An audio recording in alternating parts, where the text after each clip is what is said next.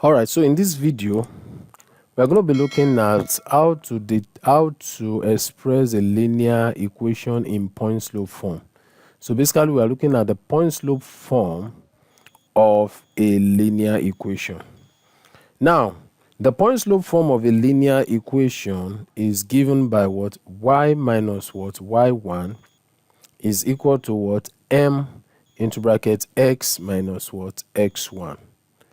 So for those of you that are writing the SAT exam, you could be required to express whatever it is that you are doing in the point slope form. So in that case, this is how to express the equation of a straight line in point slope form. Now, having done this, let's now look at an example. Now, this example says that given that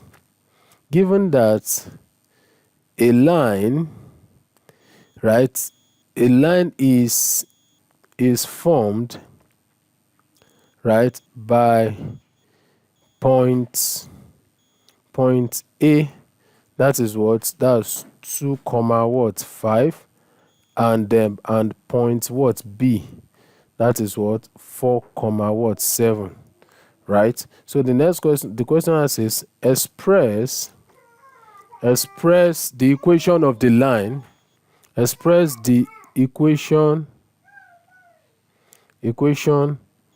of the what? Of the line in what? In point slope form. Okay, so there's one thing we need to know, is that for us to express this particular coordinate at the coordinate of the line, that implies that we can actually plot the graph with respect to the coordinate, but there's no need to plot the graph. All we need to do is to express the line in this form. So for us to be able to do it this way, we need the slope of the line. And for us to determine the slope of the line, you need to remember, so you need to recall that the slope of a line, right, or gradient, which is denoted by M, right, is equal to what? Change in Y over what? Change in X, which is equal to what? Y2 minus what? Y1 over what? S2 minus what? X1. All right. Now, these are the 2 points on the line. Now, the challenge we are having now is we are not sure if this is going to be giving us a positive slope or a negative slope. Assuming we are looking for the distance between the 2 points, we can just use the formula. So that is why in some cases very risky to just assign values to all those points. So it is when I plot the graph that I can actually know which is x1, y1, x2, and what? Y2. So let's just do a sketch of this particular point. So let me just do a small sketch here, and this sketch will actually help us in plotting what? This graph. So this is the sketch. So we take this side as the y-axis and this as x-axis. Now you notice something. I decided to use positive axis because all the coordinates we have here are positive. So this is what? X, this is y, this is x, this is what? Y. So let me just, what is the maximum value of x? That is 4. Okay, right? So I can just do 1, 2, 3. This is just a rough sketch anyway. 4. Then what is the, this is x, this is y. Sorry for the mistake. So what is the maximum value of y? Xy. That is 7. So I have what?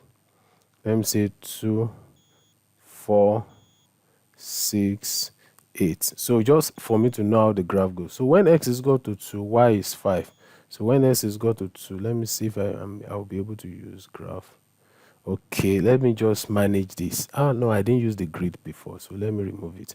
So when x is equal to 2, y is equal to 5, it's going to be somewhere here, right? And when x is equal to 4, y is equal to 7. So it's going to be somewhere, 4 to 7 is going to be somewhere here. All right, so if I want to draw this line, I can connect these 2 points like this.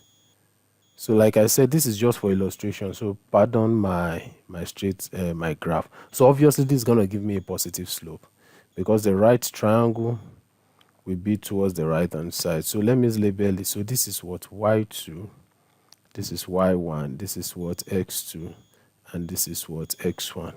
So if I want to label with respect to what I have here, so my y2 basically will be what? So my y2 will correspond. Okay, let me say I use my plotted point. Let me say I just pick this point, My y2 will correspond to 7. I'm sorry for that. I should have. Then my y1 will correspond to 3.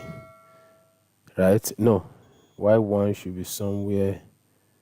Let me see. Okay, this is y2. Okay, this is y2. Okay, y1 should be here. And if this is x, y, so 7. Y1 should be around 5. So this is 5 here.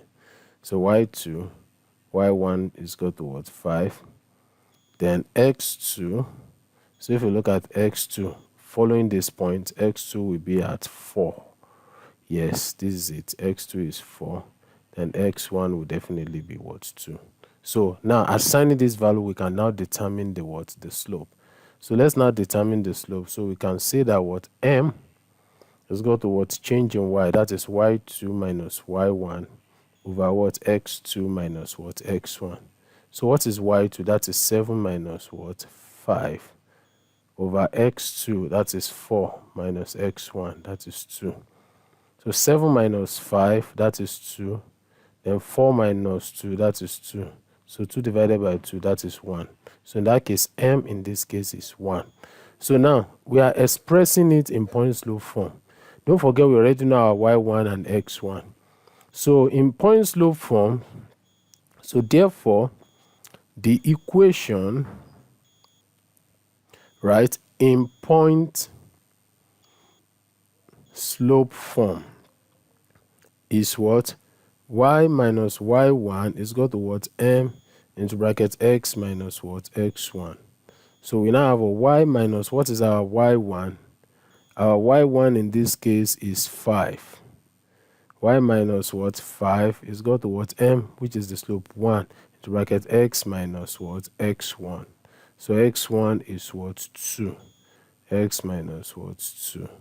So we can, because we can make 1 to be invisible, so we can say y minus 5 is equal to what? X minus what? 2. So this is the equation of that line in point slope form. So if this explanation and if this lesson has really impacted you, please don't forget to subscribe, like, and share. And if you feel like making a donation to support what we do, please kindly check my profile picture section where I have the about of me, where they wrote about me, and the information on how to go about it is there. So thank you. See you in the next video. Bye.